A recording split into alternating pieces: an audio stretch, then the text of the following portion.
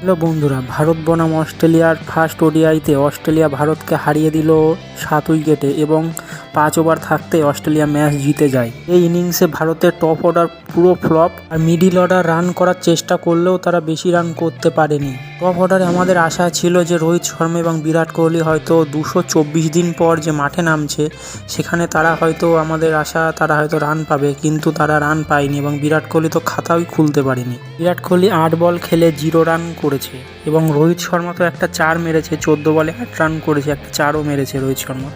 তারপরে শুভমন গিল 18 বলে 10 রান করেছে এবং শ্রেয়াস আয়ার 24 বলে 11 রান। এই পরপর 4 উইকেট পড়ে যাওয়ার কারণে মিডিল অর্ডারে অনেক প্রেশার পড়ে যায়, সেই জন্য তারা বেশি রান করতে পারেনি এবং 136 রানে 9 উইকেট পড়ে যায়। এই পুরো সিরিজের ওপরে রোহিত শর্মা এবং বিরাট কোহলির ভবিষ্যৎ নির্ভর করছে। দেখা যাক পরের ইনিংসে বিরাট কোহলি এবং রোহিত শর্মা কী করে। এর কি মনে হয় যে বিরাট কোহলি রোহিত শর্মা কি পরের ইনিংসে রান পাবে? যদি আপনাদের মনে হয় যে রান পাবে তাহলে কমেন্ট বক্সে কমেন্ট করে জানান এবং আমাদের চ্যানেলটাকে একটা সাবস্ক্রাইব এবং লাইক করে দিন।